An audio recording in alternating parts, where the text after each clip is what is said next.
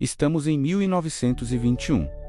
Há 9 anos, Espanha e França dividiam o controle de Marrocos. O protetorado espanhol parecia tranquilo.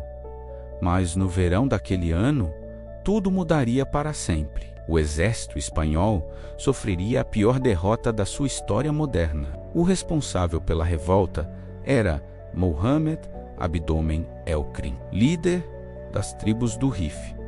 Curiosamente, ele havia sido um aliado da Espanha, trabalhando até como jornalista, mas agora liderava a resistência contra a ocupação. O general Manuel Fernandes Silvestre, confiante demais, avançou com suas tropas para o interior do território. Montou seu quartel-general em Anual, uma posição isolada e sem recursos adequados. Silvestre ignorou os alertas de que os Raif se preparavam para atacar. Em 17 de julho, a posição avançada de Igueriben foi cercada. Sem água, os soldados bebiam o próprio sangue para sobreviver. Resistiram heroicamente por dias, mas em 22 de julho, a posição caiu. Quase todos morreram.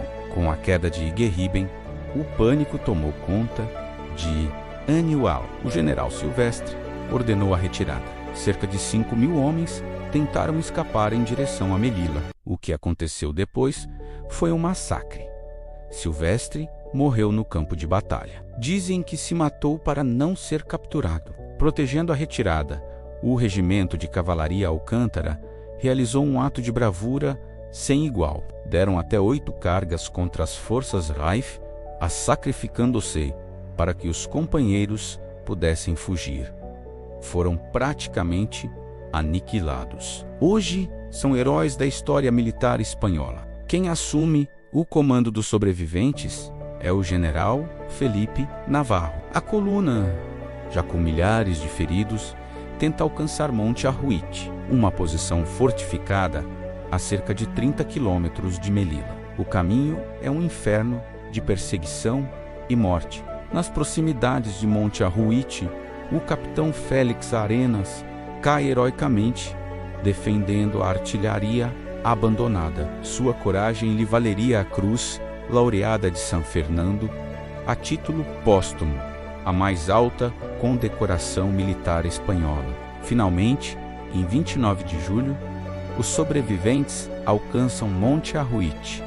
Juntam-se à guarnição local. Agora são cerca de 3.000 soldados, muitos feridos, pouca munição. Começa ali um cerco que duraria 12 dias infernais. A situação dentro do forte é desesperadora. Não há água. Os soldados precisam sair para bascular em poços externos. Os Raif os metralham qualquer um que tente se aproximar. São as aguadas sangrentas, onde muitos morrem. A aviação tenta ajudar. Aviões lançam blocos de gelo para aliviar a sede e algumas munições, mas a maioria cai fora do forte, em mãos dos sitiantes. A ajuda é insuficiente. Entre os feridos está o tenente-coronel Fernando Primo de Rivera, irmão do futuro ditador. Uma granada estilhaça seu braço. É operado sem anestesia, mas a gangrena se espalha. Dias depois, morre em meio ao sofrimento. Em 9 de agosto, a situação é insustentável. Não há mais munição, água ou medicamentos. Navarro comunica-se com Melilla por heliógrafo e recebe autorização para negociar a rendição. Navarro negocia com os chefes Raif. O acordo parece claro. Os espanhóis entregariam as armas e, em troca, seriam escoltados em segurança até Melilla. Cansados e sem opções, aceitam. Os soldados amontoam suas armas. Os feridos são organizados para o transporte. Os sobreviventes formam no lado de fora do forte. Navarro e alguns oficiais são levados para um lado. É quando os Raif os abrem fogo contra os soldados desarmados. É uma carnificina. Os Raif os desrespeitam o acordo e assassinam friamente os soldados rendidos. Alguns tentam correr de volta para o forte, mas são abatidos Mais de 2.000 homens morrem naquele dia. Corpos ficam espalhados pelo deserto. Navarro e cerca de 500 oficiais e soldados são feitos prisioneiros e levados para Asdir, o quartel-general de Abdômen El-Krim. Passariam 18 meses em cativeiro, até que um resgate milionário fosse pago. Apenas 300 sobreviveriam. 2 meses depois, em outubro, as tropas do general Sanjurjo reconquistam Monte Arruite.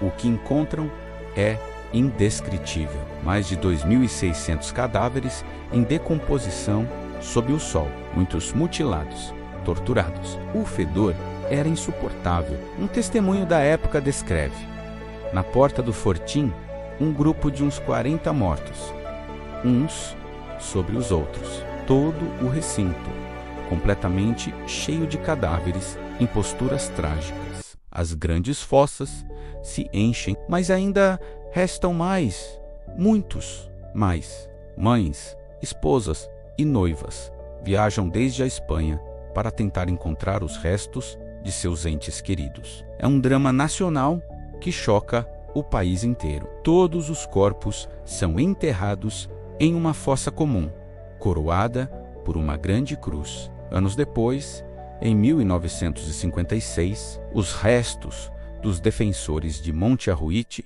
são trasladados para o Panteão dos Heróis, no cemitério municipal de Melilla. Lá repousam até hoje, sob uma placa que os homenageia. Hoje, o local se chama Al-Aroui, uma cidade marroquina de quase 50.000 habitantes. O forte onde tantos morreram não existe mais. No local, funciona um mercado ao ar livre. Apenas um pequeno trecho de muro resiste ao tempo. Monte Arruite foi a última e mais sangrenta derrota daquele verão trágico. Mais de 2.600 soldados morreram ali, a maioria assassinados após se renderem. Uma ferida que a história da Espanha jamais pode esquecer. Se você chegou até aqui, não esquece de se inscrever no canal para mais conteúdos de história. Até o próximo vídeo.